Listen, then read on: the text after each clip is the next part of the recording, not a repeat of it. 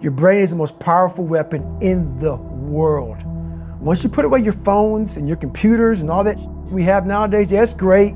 We're up to date, but your brain is the only thing you have when you're going through depression, when you're going through hard times, when you're going through death, real life.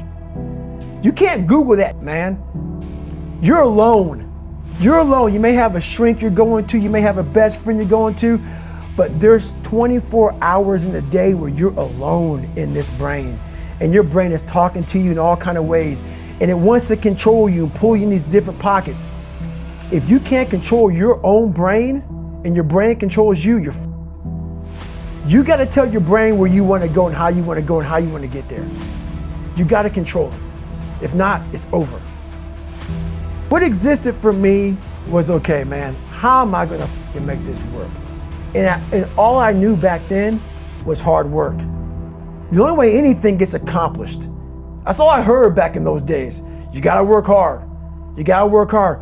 I'm not getting I can't get this paragraph. I can't remember what the f***'s in this paragraph to pass this test to get in the military.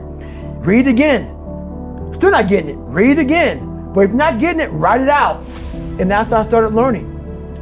Okay, well, I gotta write out everything I do. And then write it out again, and write it out again. And guess what happened? I got it. I can't swim. I'm negative buoyant. Go back again. I can't swim. Go back again. Go back again. Go back again. I got it. I realized if I keep going back and going back and going back until this just becomes, your mind will say, okay, we're gonna figure it out, because he is not going to stop. It's not like I'm gonna try one more time. No, it's just like alarm clock goes off, boop, we're going back. I can't read right, we're going back. I gave myself no way out, and my mind realized that. They said, okay, we're gonna adapt and overcome now. Like a lot of people say, trying hard. Your mind knows, man. It knows this guy's bullshitting me, man. This guy's lying. There's no truth behind it. When I was in Navy SEAL training, people go, how were you there for 18 months? The program was only 6 months long. You were in 3 hell weeks in 1 year. No one's ever done that. How did you do that? I talk about the new norm. When I lived in a $7 a month place when I was growing up for a short period of time, I loved it. I didn't know any different. That was my norm. Once we moved out of that place, we moved to a $236 a month place. I was like, I never want to go back to that little piece of shit. But if you go back to that $7 a month place and you realize this is where I live, this is all I got, your mind says, roger that, this is home. So when I was going through Navy SEAL training for 18 months and going back through all the hard parts over and over again, I told myself after the first time, I knew it was gonna be a long journey there. My body was breaking down. It was just how it was going on. I said, you know what, this is my new norm. So my mind said, it's like going to work. Like you go to work, you put your suit and tie on, I go into suffering every day. Every day, suffering, being broken, duct taping my feet up, stress fractures, shin splints, being broken. This is my new norm. And your mind says, if we're not broken, this ain't normal. We gotta be broken. So then your mind starts to get tougher and tougher and more callous. People go, how did you run on broken feet? Broken shins. My mind knew this is how we operate. We're in Navy SEAL training. This is what we are. I became hell. And that became my new norm. I gave myself no way out. There was nothing outside these walls of hell. Nothing. I love God, but for a short period of time, I became the devil, because that was hell. I became the boss, the owner, the CEO of Navy SEAL training. That was my mindset. And that's how you get through things. You immerse yourself wherever it is, and you become that. You become that and give yourself no way out. When I was 297 pounds and I was fat as hell trying to be a Navy SEAL, the scariest thing in the world to me, even to this day, was that could have been the rest of my life. I thought then I was trying hard. That's the scariest thing in the world. I thought then 297 pound, working for Ecolab, spraying for cockroaches, making $1,000 a month. I thought that was me at my 100% potential. Come to find out, a few years later, I wasn't anywhere near that. 106 pounds less, graduated Navy SEAL training, went on to do all these other things. Looking back on that, that was me trying hard. That's why people gotta understand, what is in us, we have no idea until we start trying hard. And I mean really trying hard, where you're obsessed with, hey, this is my new norm. My new norm is that, wow, this isn't always fun.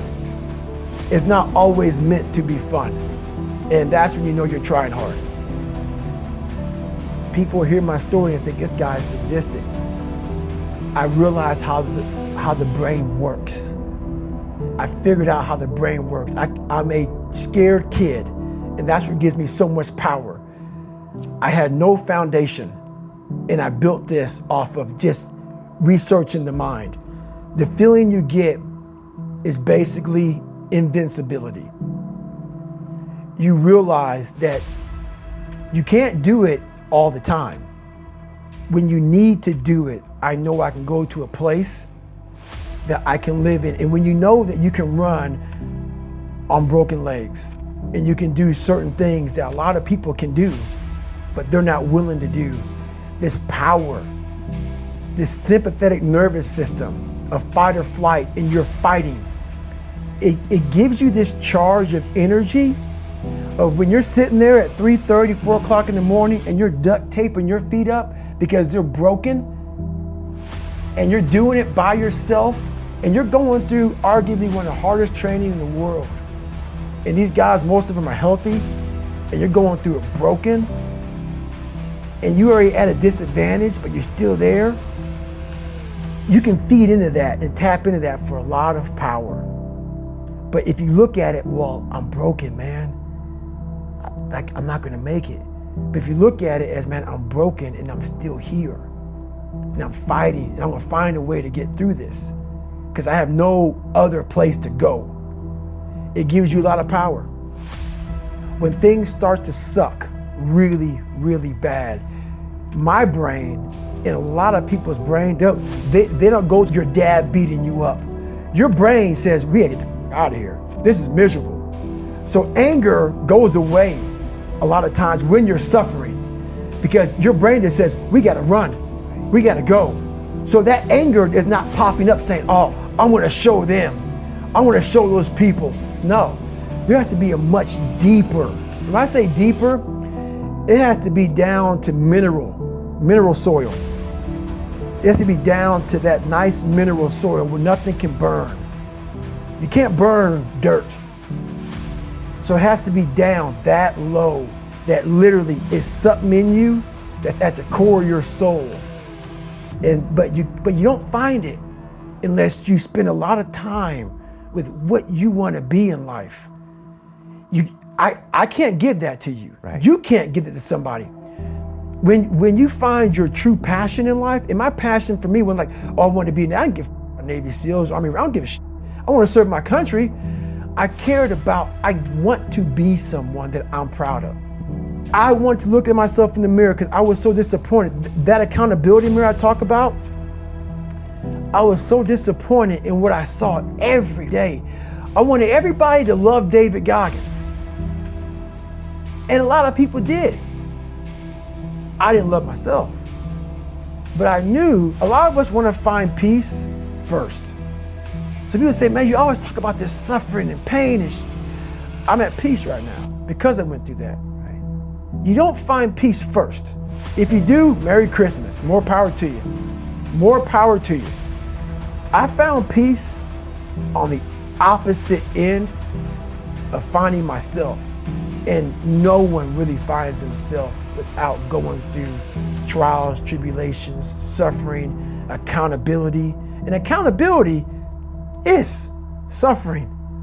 Being accountable every day for doing right for yourself, for the people next to you, it's miserable. It's hard. So, even the smallest details.